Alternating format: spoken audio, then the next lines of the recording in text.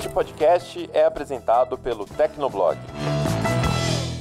E a gente confunde criatividade com técnica. E eu acho que hoje, no mundo de IA, no mundo de digital mesmo, dessas novas tecnologias que estão surgindo, essa distância entre técnica, alguém que sabe muito e alguém que sabe pouco, está cada vez mais curta, assim.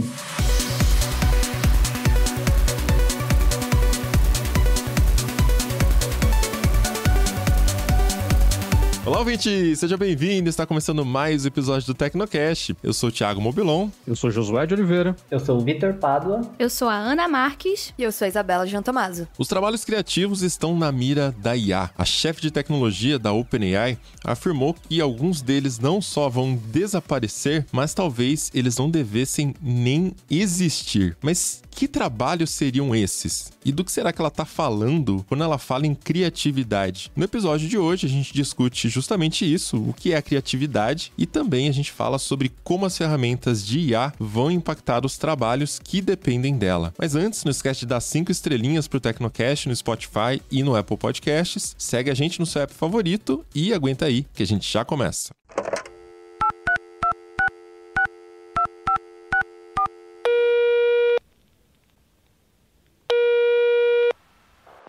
Caixa postal do Tecnocast.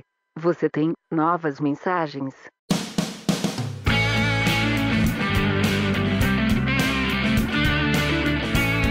Caixa postal do Tecnocast, se você não quiser acompanhar com a gente, pode pular o episódio para 14 minutos e 22 segundos. Bora lá, Josué, qual que é a primeira de hoje? Primeiro aqui a gente tem um áudio enviado pelo Denis lá no Telegram, e ainda sobre o Tecnocast 341, antes e depois do Spotify, e o Denis tem uma contribuição aqui falando de um outro velho conhecido que é dessa época antes do Spotify, ou talvez não tão antes assim.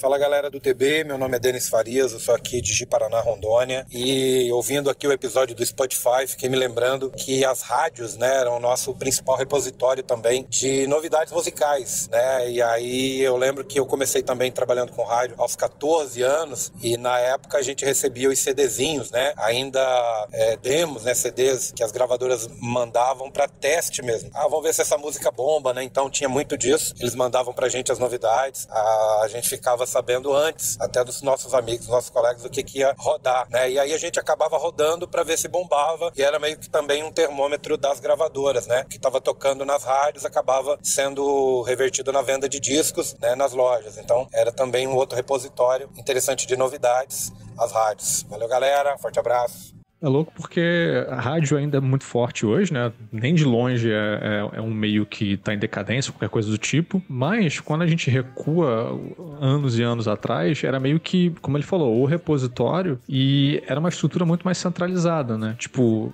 você sabia o que fazia sucesso pelas rádios e saía dali para qualquer outro lugar.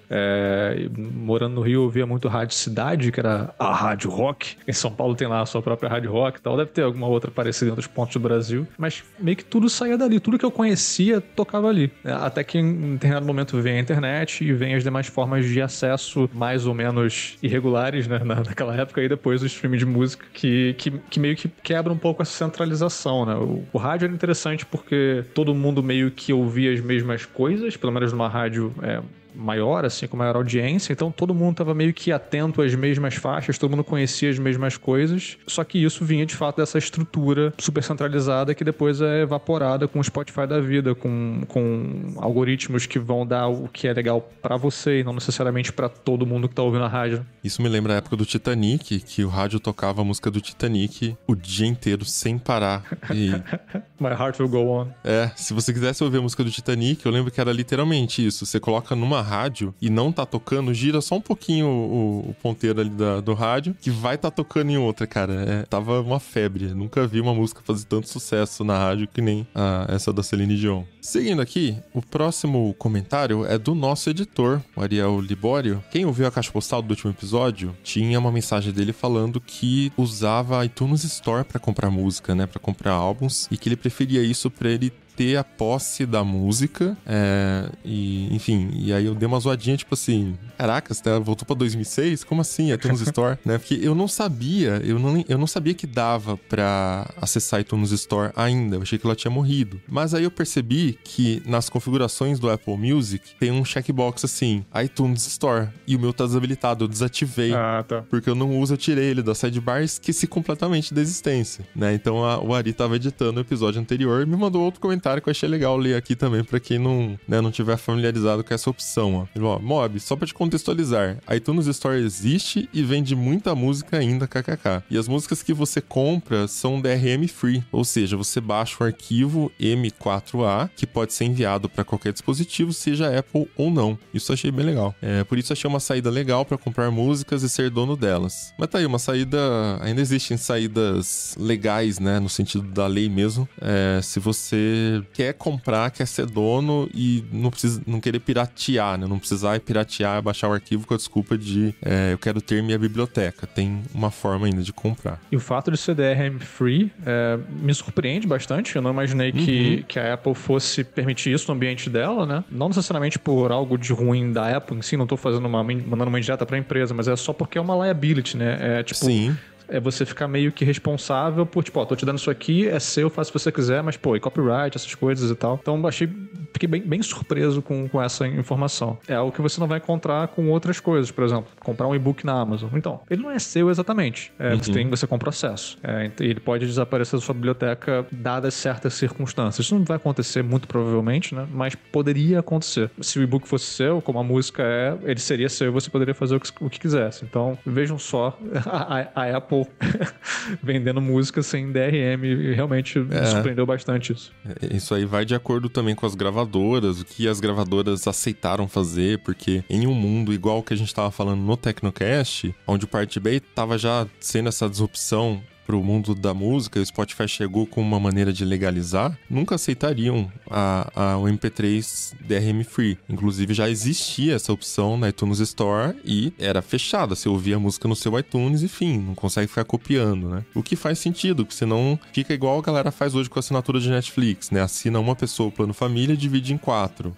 A música você também pode 10 pessoas ali dividir a compra de um álbum, né? Se não tiver nenhum tipo de proteção. Seguindo aqui, a gente tem um comentário do Diogo Santafé lá na comunidade sobre o Tecnocast da semana passada. Falamos ali sobre o Tigrinho, lojas falsas, celulares irregulares e a dificuldade das plataformas de moderar esses conteúdos que vão contra suas diretrizes, né? Ele disse o seguinte: olá pessoal, excelente episódio. Algumas considerações. Um casal de influencers foi preso aqui no Nordeste, Maceió, Alagoas, para ser mais preciso. Existe uma operação da Polícia Civil em curso, justamente por fazerem anúncios e postagens em seus perfis incentivando o jogo do Tigrinho. E isso ocasionou a um usuário e seguidora que jogou e ganhou uma soma de R$94 mil e não pôde sacar esse montante. Mano, R$94 mil. Imagina isso, você tá jogando o jogo do Tigrinho e você ganha R$94 mil. O que passa pela cabeça de uma pessoa que, saca, começou a fazer isso, vou ver que negócio é esse aqui, ela ganhou R$94 mil. Ganhou um carro do nada ali. Em relação aos anúncios falsos de lojas e produtos, eu já cansei de denunciar e nunca vi nenhuma das 137 denúncias de perfis que fiz no Instagram terem fundamento. De acordo com a meta. Ele gravou ali 137. Será que é um número real? Ou ele só chutou? Esclarece isso pra gente, Diogo, se você tá só sendo hiperbólico aqui ou se foram de fato 137. Sem contar com outros absurdos que o Instagram deixa acontecer, como os famigerados anúncios de packs de fotos e o infame anúncio do Brasino, jogo da galera. Em resumo, me parece que boa parte dos golpes que acontecem no universo meta tem anuência ou omissão da meta. Eu acho que é normal esse sentimento, né? Muita gente realmente fica com essa sensação pelos motivos que a gente discutiu no Tecnocast. E o fato de você ser impactado te dá a impressão de que aquilo tá rodando livremente na rede social. Mas eu não quero acreditar, talvez, que seja o caso, porque isso não aumenta engajamento, pelo contrário, é negativo para a rede social, a pessoa ser impactada por esse tipo de conteúdo, né? Então eu acho que tá mais no campo de a dificuldade que é enxugar gelo do que, não estamos nem aí para isso. Eu acho que, para além da questão do problema perdurar e não ser resolvido, tem também um lance de que, no caso de anúncio, a meta ganhou dinheiro por aquilo. Então, acho que fica aquela coisa de tipo, putz, será que eles não estão estão fazendo um pouco de corpo mole porque tá entrando dinheiro e tal. Mas não é muito. Exatamente. Eu não sei se o montante de fato é o suficiente para eles fazerem esse corpo mole. Me parece que é algo que a gente pode... Tem essa regra de discussões na internet que eu acho que pode ser aplicada a outros contextos, que é nunca atribuir a má fé aquilo que pode ser atribuído à incompetência. Exatamente. Saca? Tipo, nesse caso aqui seria isso, assim. Tipo, tudo bem, o Facebook não é a empresa mais ética do mundo, a gente tem vários escândalos, a gente sabe disso. Mas nesse caso aqui, como talvez não seja um montante tão significativo assim, falando de Meta, que ganha bilhões por trimestre em publicidade, talvez seja algo que tem a ver com essa coisa de enxugar gelo e realmente de ser tô falando incompetência, mas entre aspas aqui, uma dificuldade mesmo, uma complexidade de lidar com esses conteúdos. Eu não diria nem incompetência, eu diria competência acima da média dos caras. Realmente é como eu falei, é machine learning contra machine learning, saca? É difícil. Você corta uma cabeça, nasce duas, saca? É muito difícil. Seguindo aqui o próximo comentário do Robson Freitas, ele deixou lá no Telegram, sobre o Tecnocast do Tigrinho. Quanto ao infeliz do jogo do Tigrinho, do episódio 342, em uma semana, acredito que eu bloqueei uns 50 perfis. Todos com o mesmo padrão de nome. Não é possível, e a gente falou isso, né? Não é possível que os algoritmos deixem passar algo tão claro. Pro ser humano é muito claro, né? É difícil entender. Seguindo, eu estou evitando entrar no Instagram, pois já deve estar uma porrada de solicitações lá, sendo que nunca realizei nenhum tipo de pesquisa quanto a isso e nem acessei conteúdo relacionado. Quanto ao funcionamento do jogo em si, eu já conheci uma pessoa que numa noite ganhou 8 mil de uma vez e perdeu 12 mil na mesma noite. Beleza. Maquininha caça-níquel, 100%, né? Ele conseguiu na segunda ou na terceira tentativa ganhar e na mente dele achou que estava tudo favorável. E no final, levou a madrugada toda jogando e perdeu o que ganhou e mais ainda. O pior é a tranquilidade com que ele me contou, dizendo que continuava tentando e que uma hora iria ganhar da máquina, como disse ele. Vou contar um negócio, amigo. A máquina foi programada pra você não ganhar, cara. Você tá só apertando um botão no aplicativo. Você tá fazendo exatamente o que ela planejou.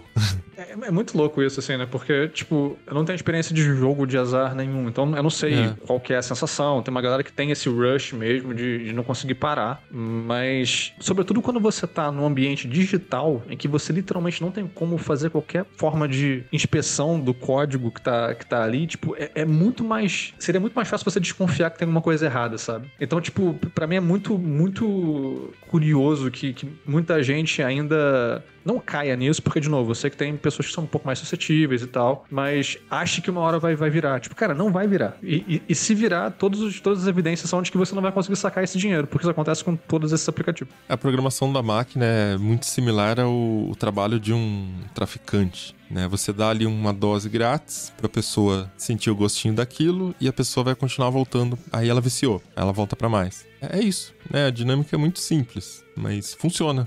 Não é à toa que existe, né, essa onda de joguinhos aí, adicionando todo mundo no Instagram. E fechando aqui, a gente tem um comentário rápido do Cristiano Ferreira, também lá no Telegram, sobre o mesmo Tecnocast do Tigrinho, mas a gente também falou sobre celulares irregulares. E aí ele diz o seguinte: uma loja que até hoje eu tenho dúvida qual é a oficial é a loja da Xiaomi. Olha aí. É tanta loja falsa que parece verdadeira, e no caso da Xiaomi, parece que eles não fazem questão de derrubar esses sites falsos. Cara, a gente já conversou um pouco sobre isso no outro episódio, sobre celulares irregulares, né? Tipo, de um lado, tipo, não é responsabilidade da Xiaomi ir atrás de todos esses clones e resolver, né? Tipo, também não é responsabilidade da Xiaomi colocar a polícia da Xiaomi na fronteira com o Paraguai e impedir os sacoleiros de entrarem, mas ao mesmo tempo também é verdade, acho que é indiscutível, que a popularidade da Xiaomi no Brasil passam por esses celulares que chegam regularmente no Brasil e são adquiridos. Então, assim, as duas coisas são verdadeiras ao mesmo tempo em relação à Xiaomi. E ela já é uma marca low cost, assim, se for ver, no sentido de entregar um produto, como eu falei já, né, bacana, mas com o preço mais acessível possível, é a filosofia deles. Não é um produto absurdamente 100% completo e com a experiência redonda e tudo mais, você pode esperar às vezes de um Samsung flagship, de um iPhone flagship, mas é um produto bem completo e bem decente, com hardware decente, né, com vários atributos ali que você não encontra em celulares da mesma categoria. Ela não é a única que traz também essa estratégia hoje em dia, mas já sendo mais acessível, e aí a hora que você coloca a realidade brasileira, que o imposto dobra tudo, né, é óbvio que fica muito mais atraente para quem tá querendo comprar produtos da marca.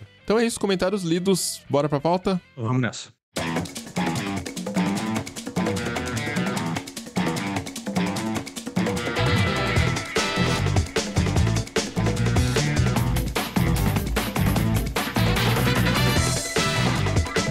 algumas semanas, a chefe de tecnologia da OpenAI, Mira Murati, participou de um painel na Escola de Engenharia da Universidade de Dartmouth. E uma fala dela no evento chamou bastante atenção, que foi: alguns trabalhos criativos vão desaparecer, mas talvez eles não devessem existir em primeiro lugar. Fala forte, soa até um pouco elitista, né? Quem é ela para decidir que trabalho que tem que existir ou não? E não por menos essa fala repercutiu bastante na comunidade, especialmente na comunidade de criativos. Músicos, escritores, designers, ilustradores, o pessoal ficou meio ansioso talvez por conta da, entender o que eles estão planejando, o que eles estão desenvolvendo, que pode acabar substituindo esses trabalhos também. E essa conversa traz alguns elementos novos para uma discussão que a gente já vem tendo há algum tempo, né? De futuro do trabalho, futuro também da IA, o que ela faz com o mercado no geral. E dá pra gente lembrar ali de 2022, quando surgiu o Midjourney e o DALL-E, nunca sei qual que é o jeito certo de pronunciar aqui em português. Gravamos um Tecnocast sobre isso também.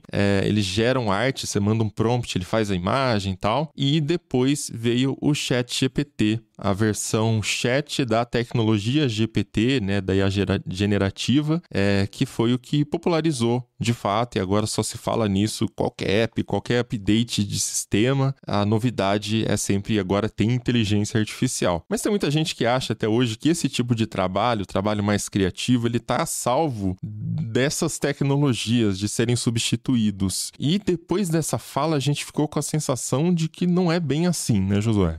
Então, a gente percebe que as ferramentas vão ficando mais completas a cada atualização, então um ChatGPT da vida agora é multimodal, então consegue gerar imagens ali no próprio chat, novas versões do Midjourney, novas versões do DALL-E, então você consegue resultados ainda mais impressionantes, assim, né, mais realistas. Enfim, essas ferramentas vão ficando mais robustas e, para além disso, novas ferramentas vão surgindo ainda nessa parte que vai impactar a indústria criativa. Então, a gente teve recentemente aí demonstrações do Sora, que é esse modelo da OpenAI, que cria vídeos a partir de prompts de texto. Então, um negócio meio impressionante. Tipo, me cria aí um plano de uma cidade vista de cima ao pôr do sol. E, ele cria esse plano.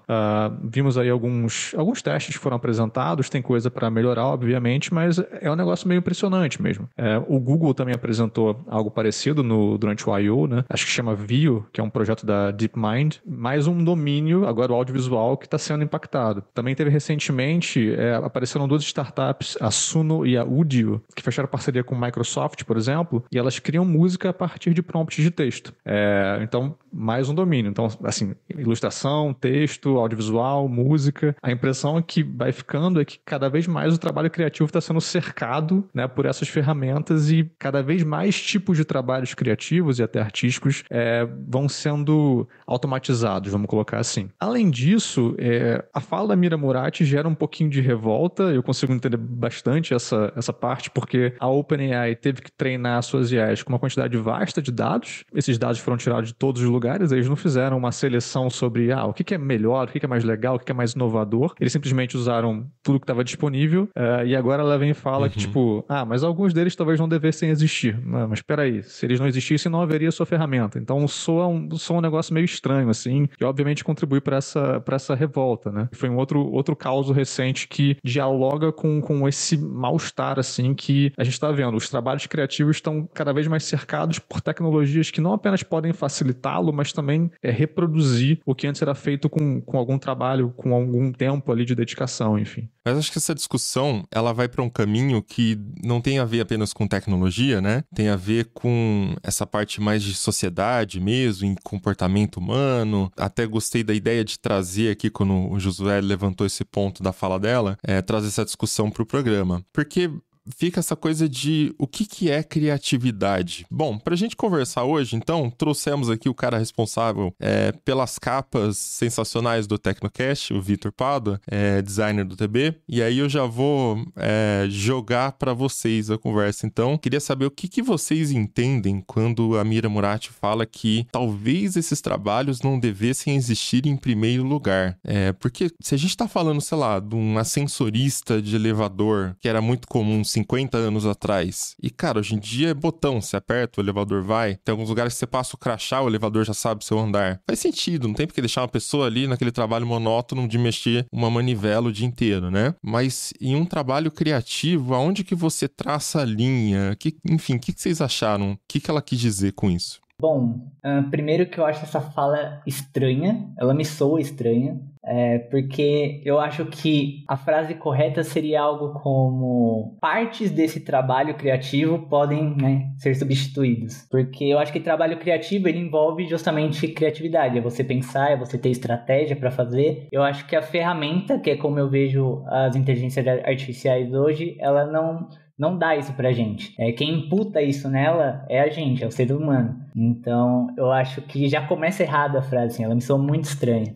Eu concordo com o Vitor nessa, porque existem... A gente tem, como ser humano, e principalmente agora que a gente vive num mundo de correria, a gente tem essa questão de otimizar processos e, enfim, aí a gente coloca alguns trabalhos em etapas e tudo mais, né? Isso é uma coisa que faz parte do dia a dia de muita gente. E a gente vai desmembrando uma coisa que uma pessoa fazia em vários processinhos. Na parte criativa de texto, por exemplo, né? Assim, antigamente você pensava, você tem que ser a pessoa que vai escrever um texto. Hoje em dia, numa redação, você pensa, numa redação jornalística ou então, de repente, numa editora para livros, né? Você pensa, tem uma pessoa que de repente vai pautar aquilo, vai ter a ideia para outra escrever aquilo. Mas antes, tudo isso era parte de um trabalho criativo de uma pessoa, né? A pessoa que escrevia, o escritor, às vezes ia lá, uma ideia, vou escrever, né? Nos primórdios. E isso com o tempo, com, enfim, a expansão do trabalho e as otimizações de processos, as coisas foram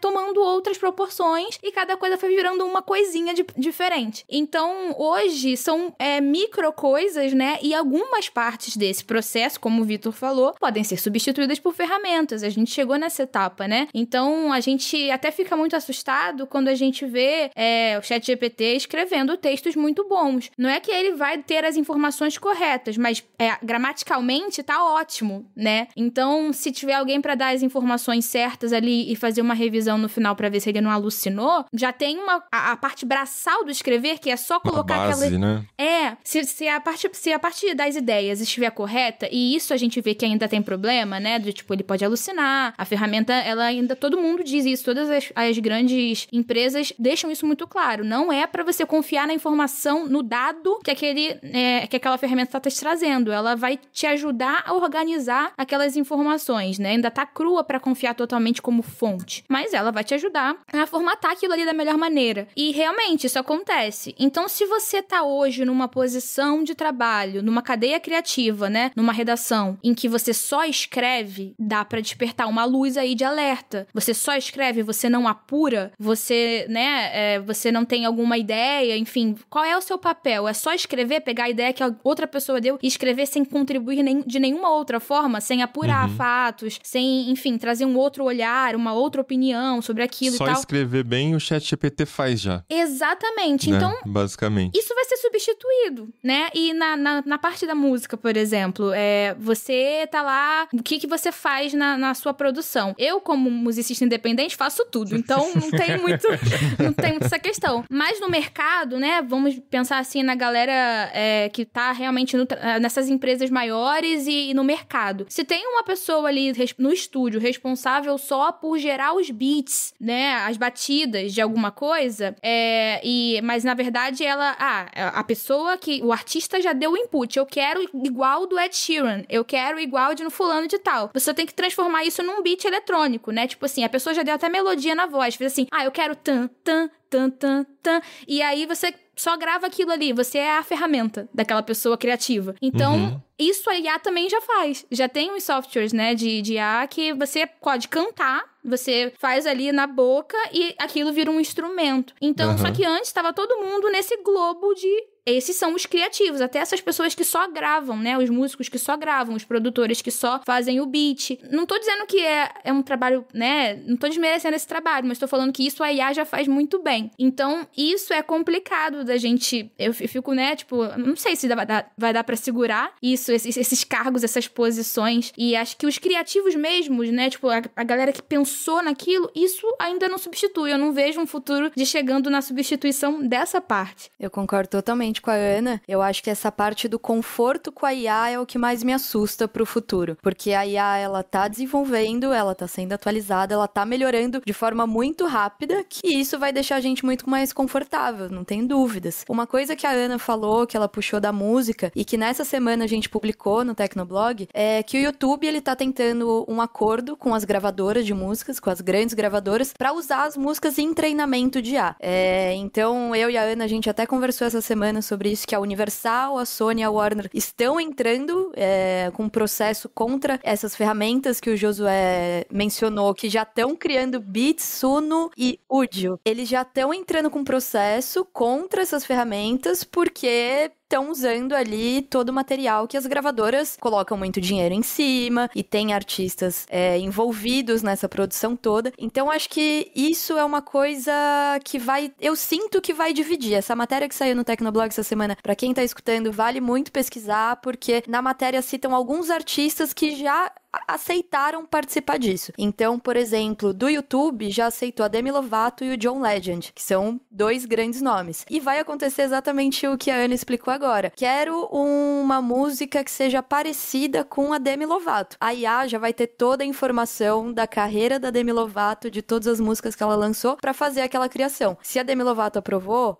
vai ficar muito fácil. Então, acho que vai ser uma grande divisão artística e criativa no futuro. Mas vocês percebem que tudo se resume a encontrar padrões, né? E é por isso que a questão é, o que é a criatividade nisso tudo? Eu vi essa semana uma reportagem que um CEO lá de uma empresa, ele tava com muita dificuldade para gerenciar, não lembro onde que eu vi isso, mas porque ele tinha um hábito de microgerenciar, ele queria aprovar tudo, ele queria ter esse cuidado, né, com o que saía, mas é microgerenciar, né, você tem que delegar e deixar o time também confiar no time. E ele não dava conta de fazer as coisas que ele tinha que fazer também como CEO. O que o pessoal fez foi treinar uma IA com todos os conteúdos, o jeito do CEO, as decisões dele, e aí a IA passou a aprovar ou não aprovar as coisas, né, no lugar dele. E aí, sei lá, que tivesse uma eficácia de 80%, ainda assim, já era uma parte que aliviava das costas do CEO, né? Mas, enfim, quando a gente fala, então, o que é criatividade, né? O Pádua levantou ali um dilema que é meio que, pelo que eu entendi, né, Vitor? Talento versus criatividade, eu entendi. Porque o talento, que é a capacidade de... Eu lembro um texto meu muito antigo no TB, que era um cara que pintou um quadro maravilhoso no Paint. Nossa, olha que trabalho criativo. E eu olhei e falei assim, cara, não é um trabalho criativo, é um trabalho de muito talento. Porque você conseguir operar aquela ferramenta para fazer aquele quadro, você tem que ter um talento naquela ferramenta específica. A criatividade existe uma criatividade envolvida, né? Um trabalho criativo, mas acho que o mais impressionante na história era o talento operando a ferramenta. E foi meio que o que a Ana falou também, né? Você pegar um Ed Sheeran lá que chegou fazendo os sonzinhos com a boca, né? E o produtor vai lá e monta a mixagem, não sei, do jeito que ele tá querendo. Então, de novo, a pessoa que tem o talento para operar os equipamentos e a pessoa que tem esse talento criativo, essa coisa de, na cabeça dela, surge uma fagulha e ela precisa botar isso para fora de algum jeito, registrar aquilo e construir em cima daquilo, né? É um pouco da criatividade em todas as áreas, assim, música, escrita, imagem, né? Enfim, esses trabalhos todos. E então, assim, como que a gente traça a linha de criativo? O que é o criativo? Aí, fechando com o que a Isa falou, né? Muito do que existe de trabalho criativo, que a gente considera criativo, são apenas repetições de padrões que estão acontecendo no momento. Se você pega, por exemplo, um Monet, quando ele surgiu, e não foi apreciado até hoje, né? Aquela historinha toda, quem já conhece, aquilo era um trabalho criativo para a época. É tipo assim, visivelmente uma criatividade e também um talento de operar, de desenhar ali de um jeito, um estilo diferente, né? Mas é um trabalho muito criativo no sentido de que padrão que ele estava replicando para aquela época. Eu não conheço muito de arte, né? O Vitor talvez saiba mais do que eu, mas eu acho que não. É uma coisa muito única. Pelo que eu já vi de arte, é um estilo muito único. Mobilon, eu acho que o que você quis dizer, assim, resumidamente, basicamente o que a gente entende hoje como criatividade é o que a gente chama de técnica. Para nós, artistas, assim, ver um guitarrista que toca muito bem, assim, é um cara muito performático e tal, a gente fala, nossa, ele é um gênio, ele é um super guitarrista. Isso não deixa de ser verdade, eu acho que ele é, sim, um puta guitarrista, um guitarrista incrível e tudo mais, mas a gente está olhando sempre para a técnica. Ele é muito bom fazendo aquilo. Um pintor que pinta muito bem realismo, ele é muito bom tecnicamente. E a gente confunde criatividade com técnica. E eu acho que hoje, no mundo de IA, no mundo de digital mesmo, dessas novas tecnologias que estão surgindo, essa distância entre técnica, alguém que sabe muito e alguém que sabe pouco, está cada vez mais curta, assim. E hoje, a técnica é o que menos conta, no fim das contas, né? Eu acho que hoje vale muito mais a ideia, o que você quer passar com aquilo, a mensagem por trás, do que só a técnica mesmo. Eu acho que a criatividade, hoje em dia, principalmente daqui para frente, ela tá mais ligada à ideia, ao que você quer comunicar. Isso sim vai ser uma coisa mais inovadora do que a técnica em si, sabe? E essa questão dos padrões, né, que o Mob falou, a gente tem na música exemplos muito claros de músicas que, se você parar pra pensar, o conjunto de acordes é sempre o mesmo, são 3 acordezinhos, né? E voltando a falar do Ed Sheeran, né, porque ele foi acusado de plágio uma vez, porque uma música dele tinha a mesma sequência ali de acordes, 3 acordes. Aí ele começou a dar uma série de outras músicas que seguem essa mesma lógica, né, de acordes, às vezes no mesmo tom, às vezes em outro tom, mas a mesma distância entre os acordes, falando de forma mais leiga, assim. E aí eu acho que essa é a questão, né? Tantas músicas aí têm os mesmos acordes e o mesmo intervalo ali entre as notas, né? E só que elas são diferentes, de alguma forma. Elas têm uma coisa que traz o diferencial. Se só o padrão fosse o que define o sucesso de uma música e se ela vai vender muito ou vai vender pouco, sucesso comercial, né, dessa música, todo mundo tava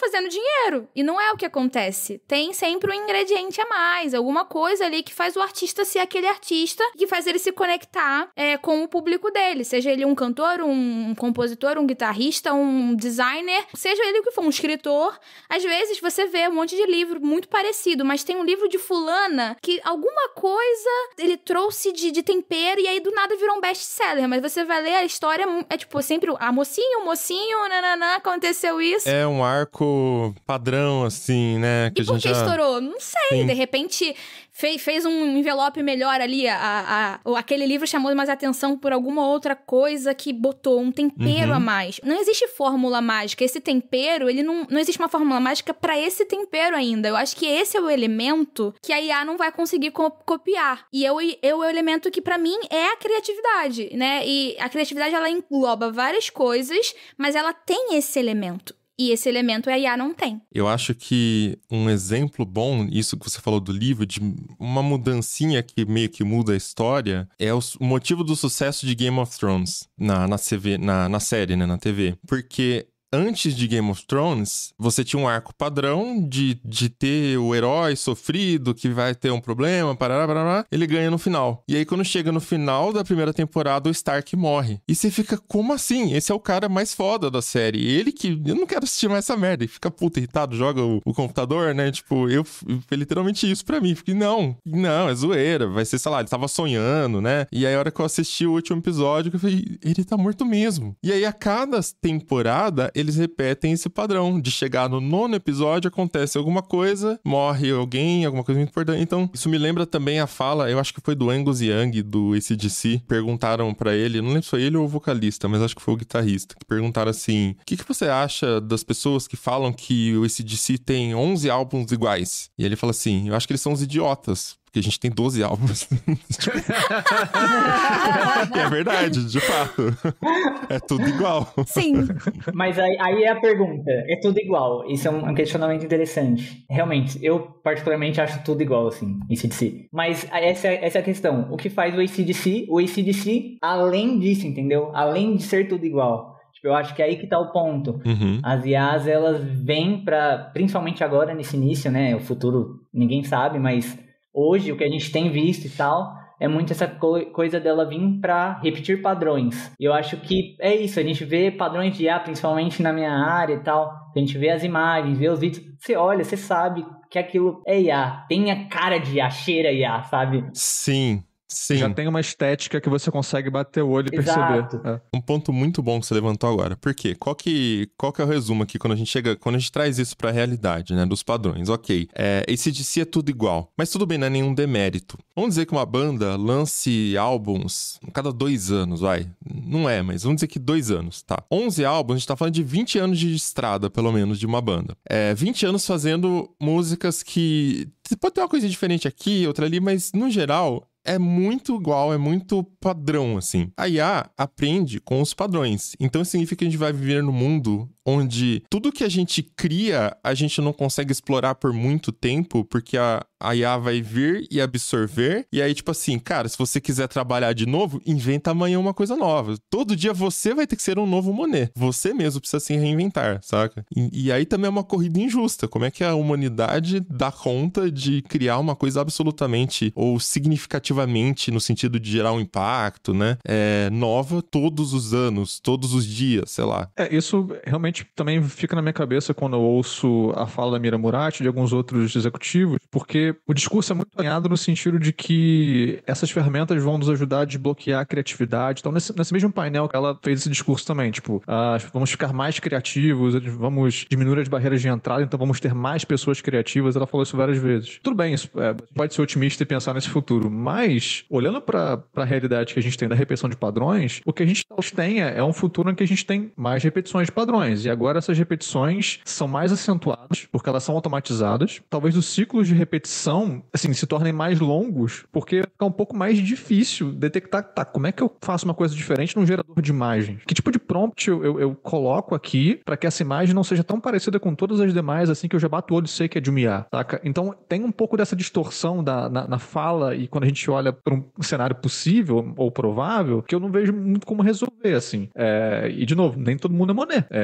Nem todo mundo vai conseguir chegar nessa coisa mais inovadora, mais criativa para quebrar esse ciclo de repetição. Então, quando eu analiso, assim, o desenvolvimento até agora, é difícil perceber esse futuro em que a gente tá todo mundo super criativo e descobrindo coisas novas e tal, porque me parece que os ciclos de repetição ficam mais acentuados com o uso de IA mesmo, sabe? Esse exemplo do Monet me lembrou agora um caso que levantaram no Twitter, não sei se vocês chegaram a ver, de uma menina no interior de São Paulo, se não me engano, que ela pediu pra inteligência artificial fazer uma série de quadros que remetessem a obras de arte do Van Gogh. E ela fez, a IA, no caso, fez todos esses quadros, a menina imprimiu, e o shopping contratou ela para fazer uma exposição desses quadros. E ela deixava muito claro que não eram quadros dela, ela deixava muito claro que era IA, e ela recebeu uma enxurrada de críticas. E aí eu fico pensando assim, ela recebeu uma enxurrada de críticas, eu concordo completamente com as críticas, o shopping comprou a ideia dela, ela deixou claro, ela não escondeu de ninguém e as pessoas foram ver. Então isso gera uma discussão, acho que social mesmo, de como que a gente vai interpretar isso. Eu não consegui achar a fonte de jeito nenhum, mas eu passei por uma pesquisa essa semana que dizia que a maioria das pessoas quer ser avisada de que as imagens foram geradas por IA. Então acho que isso também vai ser um ponto muito importante para as obras artísticas daqui pra frente. Então se eu tenho uma música que eu gerei um beat por IA, talvez ter ali no finalzinho da descrição da música de beat gerado pela gravadora tal de IA. Então acho que isso vai ser muito importante pra gente ter essa transparência mesmo pelos artistas.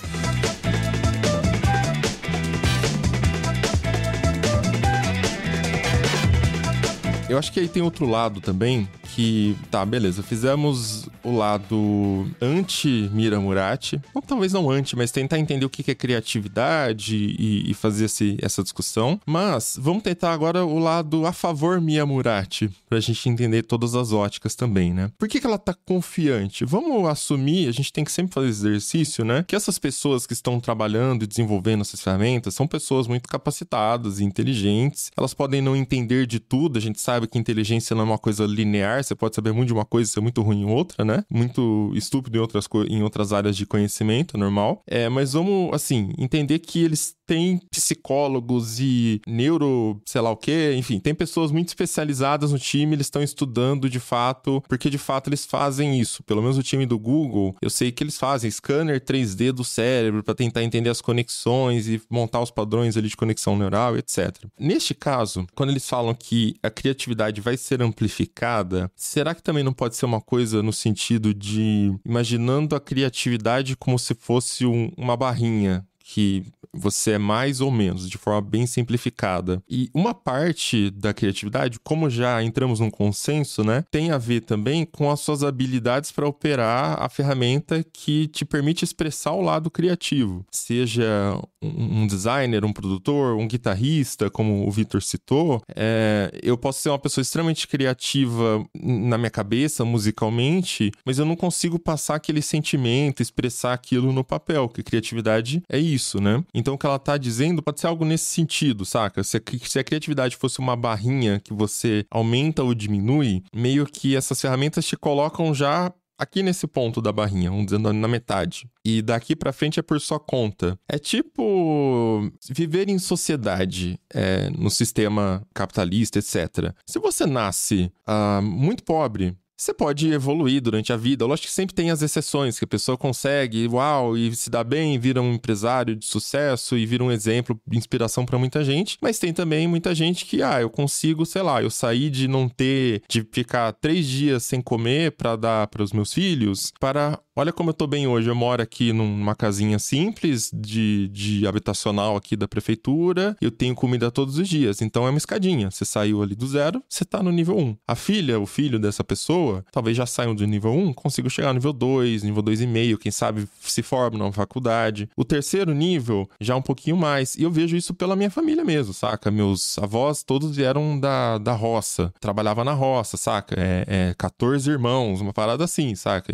E de repente, meus avós vieram pra cidade, meus pais não tinham nada, não tinha muita coisa, mas já conseguiram ali com um suorzinho, minha avó lavando roupa pros vizinhos, meu avô cortando cabelo. Pro resto da vida ele fez isso. E conseguiram pagar uma faculdadezinha de psicologia para minha mãe. De repente, eu já tenho um negócio. Eu sei que eu estou numa posição muito privilegiada, né?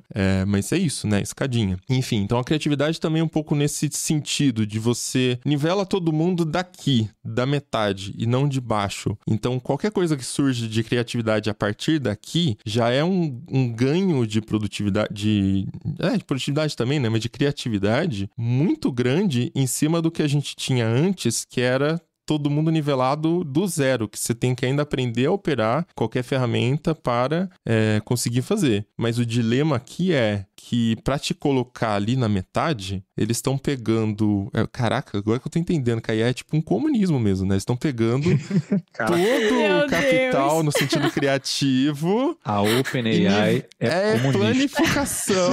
Caraca, gente, vamos cancelar o OpenAI, olha. É isso, porque é uma planificação. Você tá pegando tudo que foi gerado de capital criativo e você dá pra todo mundo isso, ó. Toma aqui pra todo mundo. Só que é do mal, porque na verdade eles estão lucrando com isso, né? Esse é o ponto. O comunismo é pros outros, não pra eles, entendeu? Nesse momento tá todo mundo com o cérebro, meu Deus, todo mundo pausou o Tecnocast pra pensar um pouco. Mas uma coisa, você falou de tentar concordar com ela, esse exemplo da barrinha acabou de mudar a minha percepção sobre uma coisa que eu achei um absurdo quando eu vi, que é o Microsoft Paint com o IA. O Taz, no mês passado, foi pro Microsoft Build, ele pôde testar, tem vídeo do Paint funcionando com o IA em todas as redes do Tecnoblog, pra quem quiser ver. E eu achei um absurdo, porque eu fui uma criança que cresci fazendo desenhos horríveis no Paint. E aquilo, eu acho que eu tava no nível 0, que você falou da barrinha. Eu tava ali, no 0, fazendo coisas abstratas. Eu tô até hoje, Isa. Então, não tem problema. Se eu não tenho com o IA ainda. Se eu for tentar fazer, vai sair horrível. E minha mãe achava lindo, era aquela coisa. E o vídeo do Taz mostra que como que funciona. E isso, pra mim, a barrinha ilustrou totalmente. Ele te coloca no nível 5. Você vai fazer um esboço e esse esboço vai ficar mais bonito. Ele vai transformar transformar o seu rabisco no Paint num desenho de verdade. Então eu gostei muito dessa metáfora pra gente conseguir visualizar um pouco essa barrinha. Pelo Microsoft Paint eu consigo visualizar e eu tinha achado um absurdo. Agora talvez eu já esteja mudando um pouco de opinião. E isso é muito puro suco de futuro, porque assim, quando eu era muito mais nova, assim, sei lá, uns 12, 13 anos, eu pegava muito ônibus e tal, passava muito tempo na janela do ônibus. E toda vez que eu tava na janela do ônibus com meu fone de ouvido, eu imaginava clipes na minha cabeça. Então, muita coisa que eu faço, inclusive pra minha banda, são coisas que eu já imaginava desde pequenininha. E eu sempre pensava, cara, eu tinha que ter um projetor que saísse do nosso cérebro, porque como é que eu vou explicar isso pras pessoas? E hoje, tá cada vez mais fácil você explicar. Fazer um storyboarding pra clipe, você só manda o prompt lá e manda fazer, sabe? E é exatamente isso que eu sentia muita falta. Então, assim, é exatamente isso. Não preciso mais desenhar um storyboard e que vai ficar horrível e as pessoas não vão entender minha ideia. Elas vão entender minha ideia agora. Então, é muito mais fácil eu chegar lá e eu realmente pegar meu potencial criativo e colocar ele pra jogo. Ainda tem a ultimate técnica, que é a técnica de comunicação. Porque para você fazer um prompt, para você fazer uma IA capturar perfeitamente o que estava na sua cabeça, tem que saber se expressar. Mas é por isso que eu me formei em comunicação, porque esse pra você... É baba, você já tá no caminho. Não, mas realmente aí, isso é um ponto muito importante, gente. Porque, assim, acho que é o maior problema da humanidade. É a comunicação. É muito, assim, a gente percebe isso. Eu era uma pessoa muito introvertida antes de cursar comunicação. Esses dias eu tava revendo umas entrevistas de quando eu iniciei minha banda, que foi bem antes de eu cursar comunicação. E eu não sabia falar. Não sabia falar, gente. Era, assim, um negócio, assim, que eu fico horrorizada. E eu falo, cara, as minhas ideias são as mesmas, não mudaram. Mas hoje eu sei comunicar elas. Então, assim, é bizarro pensar naquela garotinha que não sabia e não tinha meios de expressar tudo o que ela tava pensando. Eu tive que cursar uma faculdade e aprender a falar. E, obviamente, treinar, né? Um dia a dia com as pessoas. Você vai crescendo, você vai aprendendo a socializar. Mas muita gente não aprende. E aí, como é que fica nesse mundo de você tem que colocar prompt em tudo? As pessoas vão ter que fazer comunicação também. Quem sabe o próximo Monet não vai ser o rei dos prompts. Pois é. É isso. O próximo Monet vai ser direcionado pra isso. Pronto. Que tristeza. Percebam que a gente saiu de o fim do jornalismo para o futuro do trabalho é ser jornalista, né? Exatamente. Comunicador. Nem precisa ser um Bugou. jornalista. Faz uma faculdade de comunicação lá, habilitação qualquer uma, que você já vai ter uma base. Acho que cabe um momento de especulação aqui. Eu queria jogar especificamente pro Vitor e pra Ana, que são artistas no sentido mais clássico da parada, tipo um ilustrador desenha, outro é musicista e tal. Isso envolve estudo, envolve técnica, envolve esforço, envolve tempo. Vocês não são bons como vocês são hoje porque vocês começaram ontem. Tem todo um tempo, uma bagagem pra vocês chegarem onde vocês estão. Pegando o que o Mobilon falou, essa coisa da barrinha agora ficar... A gente, a partir do número do 5 ao invés do 0, fica um pouco mais fácil para todo mundo fazer música, fazer ilustrações ou desenhos. Eu gosto de escrever. Sempre escrevi histórias. Então fica mais fácil para as pessoas escreverem histórias. Só que quem faz isso antes, ChatGPT, pré-ChatGPT, não tinha essa facilidade. Então, tipo, tem um momento do esforço de você, né, fazer aquilo todo dia e se esforçar, e aprender, e errar, e ficar ruim, tenta de novo, etc. Esse processo do esforço, essa é, na verdade, o que eu queria jogar para vocês, se vocês acham que novas gerações vão ter menos estímulos para passar por esse tempo de esforço para aprender alguma arte, para dominar algum ofício artístico ou criativo. Porque agora eu já parto de um ponto onde uma IA consegue me entregar muita coisa quase pronta, se não totalmente pronta. Vocês percebem, talvez, os incentivos para aprender e para ter esse esforço de aprendizado diminuam com IA? Eu já tô vendo isso agora. Eu falo por mim, assim. Quando a primeira vez que eu usei uma IA generativa foi no Midjourney, a primeira versão dele lá no comecinho, ninguém conhecia isso. Se eu não me engano, era por convite, assim, que você entrava no Discord, era uma parada assim. Na Discord, tinha 25 créditos. Exato. E eu já fiquei, tipo, na hora que eu vi aquilo, a primeira coisa que me veio foi tipo assim, tá, não é uma imagem perfeita, tá longe de ser uma imagem perfeita naquela época, principalmente, só que aquilo já me gerou uma coisa de tipo assim, tá, e o futuro disso? Pra onde isso vai? Porque de cara me gerou um desânimo de tipo assim, na minha cabeça já veio, isso vai banalizar, tipo, isso vai ser uma coisa que vai estar em todo lugar, todo mundo vai poder fazer a qualquer, tipo, em segundos, literalmente em segundos. Imagens bonitas, imagens bem feitas, vai ser o normal, vai ser o novo normal. Então, tipo, a primeira coisa que me veio naquela época foi isso, tipo, me bateu um desânimo de, tipo assim, Por exemplo, hoje eu estudo muito 3D, eu estudo muito ilustração. Eu vim da fotografia, então eu tenho todo esse lado de conhecimento de luz, sombra e tudo mais. E é isso que você falou, foi coisa que eu demorei muito tempo pra aprender, foi errando, foi aprendendo mesmo ali, passinho de formiguinha. E aí, pensando no futuro, a primeira coisa que me veio naquela época foi isso, de tipo, pra que eu vou me esforçar, sei lá, passar... Falando de 3D principalmente, que é o que eu tenho mais dificuldade, e realmente é muito difícil, é uma coisa muito complexa. Pra que eu vou, sei lá, passar horas, anos estudando uma coisa que eu vou apertar um botão quase que literalmente e, sabe, vai surgir a imagem e tal. Esse é um dilema muito atual, eu acho que não só passa comigo, eu tô em grupos de designers, de artistas, todo mundo pensa a mesma coisa, assim, isso é pra todo mundo. Na música eu não sei como é pra Ana, assim, tenho amigos músicos, mas não profissionalmente, não que levam isso tão a sério, então eu não sei como é pra ela, mas eu acho que isso pra todo mundo, assim. E voltando à pergunta, né, de tipo, como vai ser pras novas gerações disso, eu acho que, eu penso que isso vai pra um caminho contrário de promover mais criatividade e tudo mais, para as novas gerações principalmente, porque é isso, hoje para mim, eu vejo isso como uma ferramenta criativa, porque eu tenho uma bagagem anterior de tipo, luz, sombra, enfim, de composição, de saber como compor uma imagem. Para quem tá vindo do zero e já vai ter vai pegar uma ferramenta que já dá pronta, ela não vai ter esse conhecimento prévio, então tipo, eu imagino que muito do que vier, do que essas ferramentas entregarem para a grande maioria das pessoas já vai estar ótimo, sabe? Não vai ter um além, não vai ter e se eu fizesse de tal forma?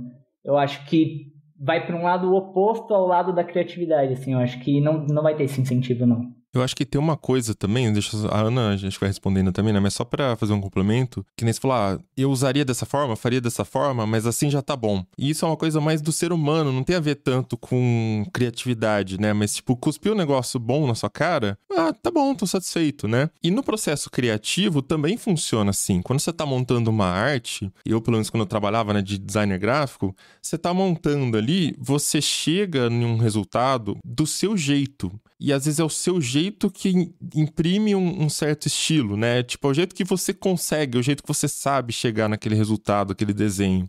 Às vezes esse é o diferencial. Se a IA te faz aquilo de uma forma mais padronizada, aprendida com os padrões e tal, vai chegar mais ou menos sempre com o mesmo visual, é sempre o AC/DC ali, saca? Agora, o simples fato de você estar montando cada camada, cada linha, cada passo, no final do trabalho faz com que ele tenha alguma coisinha que pode estar um pouquinho mais diferente. Óbvio, tem muita gente que treina exaustivamente técnicas, tem aquele livro Outliers que fala que para você ser excelente, atingir um grau de excelência em qualquer coisa, 10.000 horas de treino, ele fala um número lá, né? Mas é isso, é a técnica. Né? O lado criativo não é exatamente perfeição. Acho que a gente conversou até sobre isso, né, Josué? O Rick Beato, né? Produtor, ele tem um canal no YouTube falando sobre a música moderna sucks, né? É uma porcaria. E aí ele mostra um exemplo, acho que Nickelback e Led Zeppelin. E aí, cara, eu ouvia Nickelback também, de novo, não estamos falando mal, né? Mas quando eu era adolescente, eu gostava ali dos álbuns da época, Photograph, ali, sei lá. Aí ele mostra onde que tá a diferença, que é isso que eu tô tentando dizer, sabe? Que fica impresso ali. O Nickelback, quando vai pra produção, o produtor pega a faixa, coloca ali no programa ali de edição, coloca o metrônomo, tic, tic, tic, tic, sei lá, 128 BPM aqui batendo. E aí, ele vai picotando a faixa do baterista, do vocalista, do guitarrista, e ele vai movendo no programa de edição para que o bumbo da bateria e a caixa batam exatamente no metrônomo. E para que o chimbal, né, o prato ali do chimbal, fique distribuído perfeitamente. Então a música fica perfeita, mas ao mesmo tempo é uma perfeição que você ouve e não tem graça. Saca? É aquela coisa artificial, é tipo a moda... Eu vou falar isso que não vou ser cancelado, acho, mas é tipo a moda da boca de linguiça, né? Tipo, todo mundo perfeito é artificial e igual. E tipo, cara, não tem graça. Não é assim, sabe? Que a beleza não tá nisso, né? Minha opinião. Mas enfim, enquanto que o Led Zeppelin, ele vai mostrando, ó, tá vendo essa parte aqui, ó? O John Bonham, baterista, ele bateu o bumbo um pouquinho adiantado. E o Bonham é considerado um dos melhores bateristas de todos os tempos, assim. E tá vendo essa outra parte? Que a caixa dele tá um pouquinho atrasada. E talvez ele já tivesse cansado, e aí por isso ele perde um pouco tempo, volta. Então, essa elasticidade da faixa, de repente a bateria que tá um pouquinho fora, de repente a guitarra que se adianta um pouquinho, mas é a junção disso que cria uma sonoridade única, que no som final é a criatividade, tá? E tem talento? Tem, mas o talento não é a perfeição, também tá na imperfeição, né? E eu acho que tem uma coisa também que eu até hoje eu não sei como ensinar, e se vocês souberem me ajuda, que é ensinar bom gosto para as pessoas. Às vezes a pessoa tem a melhor ferramenta na mão, ela tem a mesma ferramenta que você e vocês fazem coisas completamente diferentes com aquilo ali. E assim, não é... A ferramenta, ela te dá todas as possibilidades, né? Tipo assim, é fácil, é intuitivo, a interface é tranquila, tipo Canva. O Canva, ele veio pra isso, né? Tipo, pra que você vai... Hoje em dia, você não precisa... A pessoa que só faz, sei lá, uma arte pra... umas artezinhas pra postar na própria conta do Facebook, não é nada elaborado, né? No Facebook não, no Instagram. E aí precisa de uma artezinha e tal. Pega o Canva, monta ali um negócio, acabou, postou. Só que tem gente que faz isso, a pessoa te pergunta, caraca, você usou um Photoshop aqui porque tá tão... Não parece que é só um Canva. A pessoa não entende que ela pode fazer muito com aquela ferramenta. Ela não tem essa visão, ela não tem bom gosto, ela escolhe uma fonte ruim que não combina com outra. A ferramenta, ela vai chegar pra todo mundo. A IA, ela vai chegar pra todo mundo. Mas aí, se a pessoa vai ter a questão do bom gosto, do bom senso, do tempero adicional pra usar aquela IA e fazer uma coisa diferente, é isso que vai diferenciar as pessoas. Então, é realmente o fator criativo, o fator talento, além da técnica, o fator, a visão da pessoa, né? O quanto ela consegue projetar uma coisa diferente e realizar com aquela ferramenta. A minha dúvida é justamente se é possível temperar com uma ferramenta tipo IA. Hoje eu acho que não é. Talvez no futuro seja. Mas hoje, até quando você pede pra ela fazer um pouquinho diferente, essa IA aqui, por exemplo, não sei se foi o Paint, sei lá, você seleciona qual estilo você quer. A Apple também já tem agora no iOS 18, né? Pra gerar imagem, eu quero imagem realista, eu quero uma imagem cartoon, eu quero imagem não sei do que lá. Então assim, beleza, você tem 5 tipos diferentes. Mas ainda assim, são só 5 pra absolutamente tudo. Agora, talvez a gente chegue num momento que cada empresa de IA começa a montar mais estilos, e aí beleza, tem uma diferençazinha aqui do Dali da Apple, pro outro da lá, mas ainda assim o tempero já vem de fábrica, entende? Enquanto que o que eu tava até falando era isso, que o tempero ele surge da sua imperfeição na hora que você desenhou o traço um pouquinho torto, né? Ou do seu cansaço, a hora que você bateu ali na bateria, tipo, é porque você se cansa naquela parte, tem gente que não cansa na outra, sei lá. No momento que essa imperfeição que foi coletada ali, que foi identificada e virar um padrão, ela já não vai virar mais uma imperfeição, ela vai virar um novo padrão. Então sempre a gente vai precisar correr atrás desse tempero, porque se chegar pra todo mundo, a IA vai conseguir fazer pra todo mundo, vai virar um novo standard. E aí você tem que... E agora? O que eu faço? Vai ser uma imperfeição perfeita, porque ela vai ser padronizada. Porque o que é perfeito hoje, né? Quem é que definiu? Foram os padrões. A gente foi criando o que é perfeito hoje. Sei lá, o ser humano é esquisito. A gente tem 2 braços, 2 olhos. Isso é o padrão, porque todo mundo, né? Em base, em tese, né? Todo mundo tem. Aí a gente pensa, né? E aquela questão do, tipo, as pessoas que têm alguma condição, né, genética, que nasceu com um braço e tal, não é perfeito, porque não é aquele padrão. E aí? É exatamente essa questão, né? É aquela questão do, tipo, isso que a gente vê hoje como imperfeição, o nosso temperinho, virar o que todo mundo tem, a gente vai precisar caçar outro temperinho, porque a gente nunca tá satisfeito com o que todo mundo tem. A gente sempre quer um diferencial, a gente sempre quer buscar a próxima coisa. Então, eu acho que sempre vai ter espaço pra gente buscar, a gente como humano, buscar esse temperinho. Mais ou menos. Não a massa, né, que promove umas coisas. As minas da boca de linguiça quer ter o que todo mundo tem. Mas é período, porque agora muita gente tá tirando. É a moda. Né? Muita harmonização facial, aquele queixo, né? Todo mundo tá tirando. Uhum. Então, assim, é isso. E a gente vê isso em tanta coisa. A gente vê isso na moda da roupa também, que, né, isso. que vai indo pra um caminho, daqui a pouco volta tudo e você tá vendo um negócio que era antigamente. Então, tipo, voltou, a galera não quer mais aquilo, a galera quer outra coisa. É bem legal. Isso da receita de bolo, eu tô pensando muito, que eu assisto o MasterChef e os chefs sempre falam, precisa ter a mão de cozinheira. E é isso, se você tem a receita do bolo e não tem a mão de cozinheira, você pode ter todos os temperos da Arábia, mas você não vai ter a mão de cozinheira. E também tem a nossa mãe, nossa avó, que a gente fala assim, puta, como é que você consegue fazer esse bolo? Passa a receita pra mim, essa panqueca, né? Que minha avó fazia uma panquequinha deliciosa. Passa pra mim, né? Ai, filho, não sei, eu só vou jogando as coisas aí e sai, saca? Então, tipo, é isso, é o tempero já tá... E aí entra o fator humano. Por exemplo, esse exemplo que você deu da panqueca da sua avó. Por exemplo, você pode comer uma panqueca feita por um chefe do MasterChef.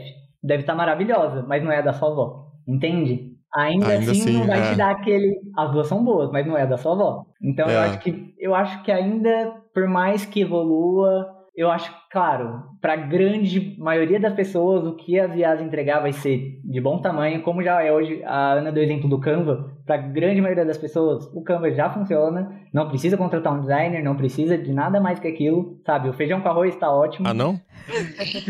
Olha, Vitor. Ó, Vitor. Precisa sim, vou bater o pé aqui. Pelo amor de Veja Deus. bem, O Vitor salva a gente, porque se fosse só o Canva, a gente tava muito ferrado. tem o meu tompeiro, né? Tem o meu tompeiro. Sobre isso, cara, sobre essa coisa da imperfeição e tempero, seja lá como a gente queira chamar isso, me lembrei agora de uma entrevista, um trecho de uma entrevista que eu vi essa semana com o David Simon. Ele é criador de The Wire, que é uma série lá da antiga HBO, que é uma das melhores séries já feitas e tal, é fantástica, recomendo que todo mundo vá ver. Já é um cara um pouco mais velho e tal, roteirista com décadas de experiência. Jogaram uma pergunta sobre IA pra ele numa entrevista e tal, e, enfim, o entrevistador parecia muito mais empolgado com as possibilidades da ferramenta do que ele. E aí o cara falou alguma coisa assim, tipo, eu aposto que no passado, quando você estava escrevendo, você chegava naquele lugar que você empacava, não sabia como prosseguir, você ia gostar de ter uma ferramenta que fala assim, pô, me vê 10 soluções possíveis para essa cena que eu tô empacado. E o Simon responde, irmão, eu prefiro colocar uma arma na minha boca do que fazer isso. Saca? Gente. É nesse nível. E por que exatamente, né? Existe, e agora falando especificamente para pessoas que talvez tenham um desejo de aprender algum ofício ligado à criatividade, música, artes, design, e talvez tenha visto essas ferramentas e tenha ficado um pouco dessa reação do Pado, né? Ficar um pouco desanimado, né? Para não ficar, porque eu acho que tá nessa fala do David Simon, tudo bem, a IA me ajudaria talvez a sair de um trecho que eu tava empacado, mas a graça não é a IA me ensinar como sair do trecho que eu tava empacado, é eu descobrir como sair do trecho que eu tava empacado. Sim. É isso que importa, sacou? Pensando numa pessoa criativa, uma pessoa que tem inclinação pras artes, pra escrita, pro que for, né? É uma coisa mais ampla. A graça é você descobrir. E aí vi uma outra pessoa comentando no Twitter, esse trecho da entrevista, que tipo assim, talvez o que o entrevistador não estivesse entendendo, ou melhor, talvez o foco do entrevistador seja no resultado, sacou? Tipo, o roteiro ficou pronto mais rápido, por exemplo. Você ficou menos tempo empacado. Uma pessoa na posição do Simon, existe um valor em você descobrir aquilo por si mesmo. Não porque isso seja um empecilho ao trabalho, mas porque este é o trabalho. Resolver aquele problema é o ofício dele, sacou? O ofício dele não é entregar um roteiro pronto. O ofício dele é todo o processo, saca? Então,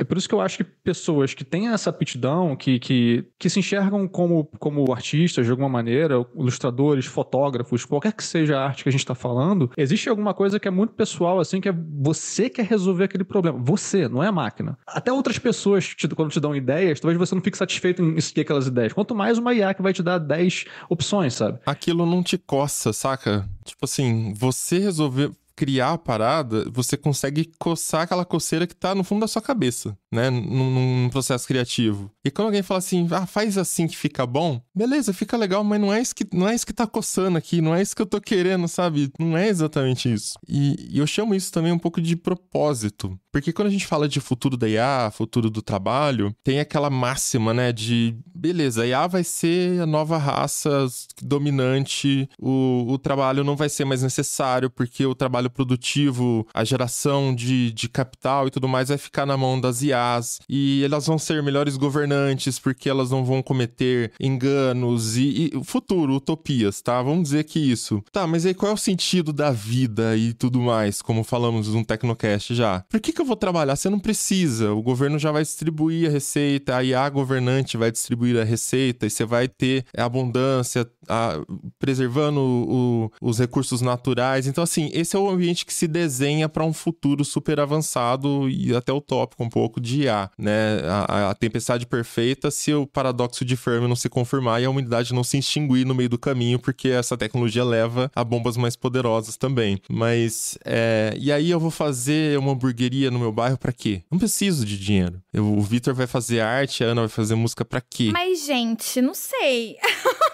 propósito, entende? Esse é o ponto. Mas assim, eu acho que aí eu acho que é legal, porque é triste. Hoje as pessoas, elas trabalham sem propósito porque elas têm que ganhar dinheiro. E eu não ganho dinheiro com a minha banda, né? A gente ganha ali o suficiente pra se pagar e a gente, né, a gente pega o nosso dinheiro que a gente recebe de cachê, essas coisas, e a gente se reinveste pra fazer álbuns e tudo mais. E clipes e shows, etc. Então, a gente se banca, né? Com o dinheiro que a gente ganha. Mas, e aí? Eu faço por quê? Porque eu amo. E eu me imagino deixando de fazer isso? Jamais, sabe? Tipo, eu amo fazer isso. E aí, não tem como, sabe? Tipo, é isso. Então, as pessoas começam a ir fazer o que elas querem realmente fazer e não o que elas são obrigadas a fazer.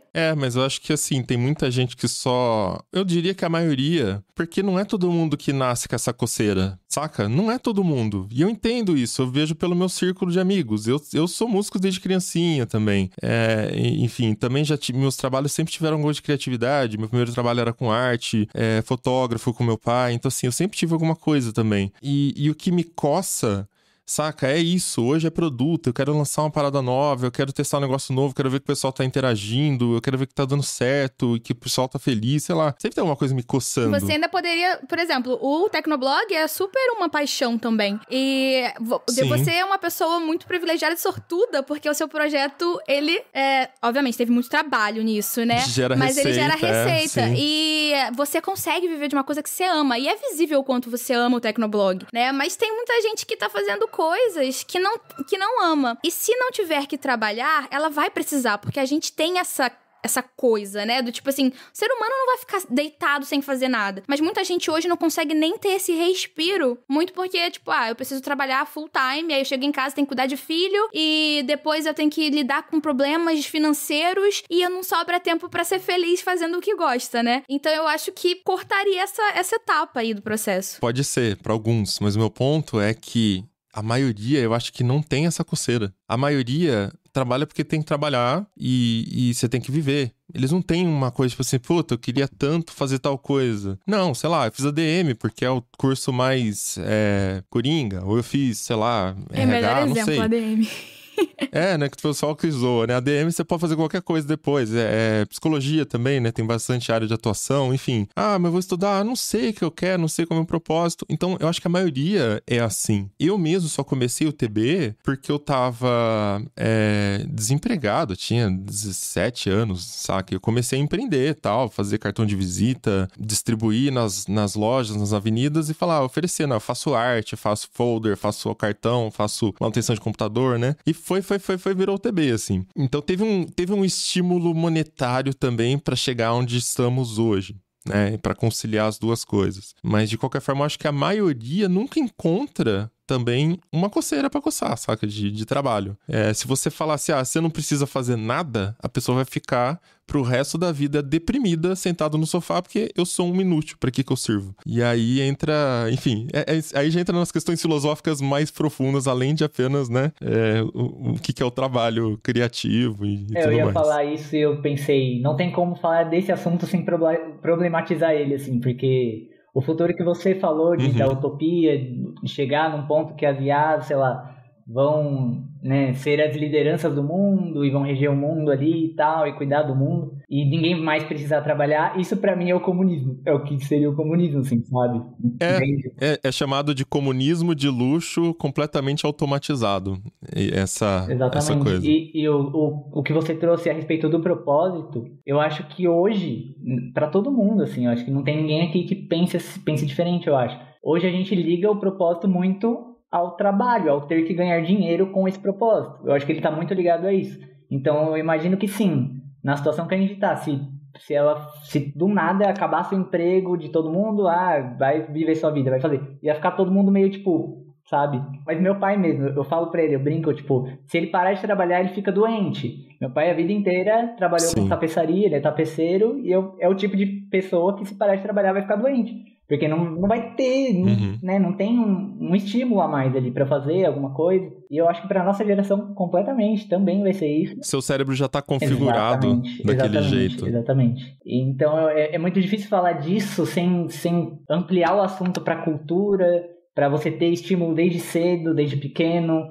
Eu falo por mim, assim, eu comecei a mexer com Photoshop no CS5, a versão CS5, isso eu tinha, sei lá, 12 anos. E eu comecei porque eu vi na internet, eu achei legal, eu baixei de uma forma, né, diferente, assim, uma forma paralela. Comecei a... De uma forma paralela.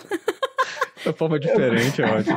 No seu caso, não foi a IA que te colocou no nível 5 ali no começo da barrinha, né? Exato, foi outra coisa. Comecei a usar, comecei a gostar e, tipo assim...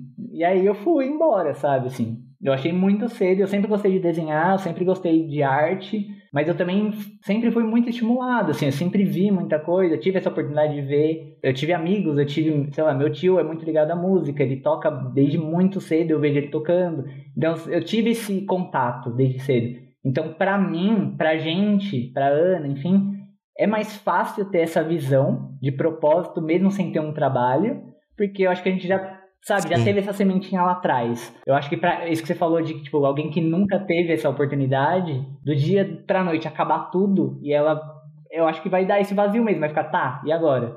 Mas eu acho que a questão é que o propósito também não precisa ser um trabalho criativo. Uhum. O propósito pode ser, tipo assim, eu gosto de cozinhar pras pessoas e eu quero ter uma hamburgueria. O propósito pode ser, puta, eu amo animais, eu quero caminhar com cachorros pra viver, porque eu vou estar fazendo exercício e caminhando com Goldens, cara. Que coisa melhor do que isso, né? O propósito pode ser qualquer atividade que você se sinta feliz em fazer todos os dias. Mas, obviamente, é uma utopia, né? E não é uma utopia por conta do sistema A, sistema B, é uma utopia por conta da natureza da vivência orgânica, biológica, né? 1000 anos, 2000 anos, o propósito era acordar e conseguir achar uma comida pra você passar o dia, né? Já estamos muito melhor do que estava antes. Evoluímos.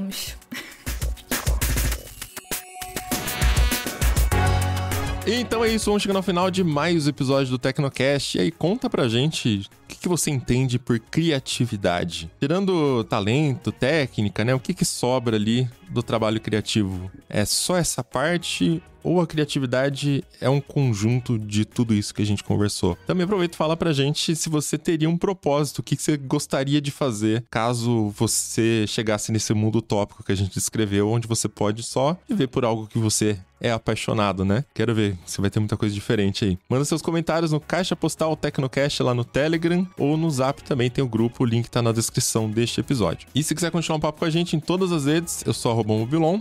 @Josué de Olive com V mudo no final. @vikings com V mudo. @a_na Marques. E @Isa Gianto. Esse Tecnocast vai ficando por aqui, voltamos com outro semana que vem. Até lá. Tchau, pessoal. Tchau, tchau. Tchau, tchau. Tchau.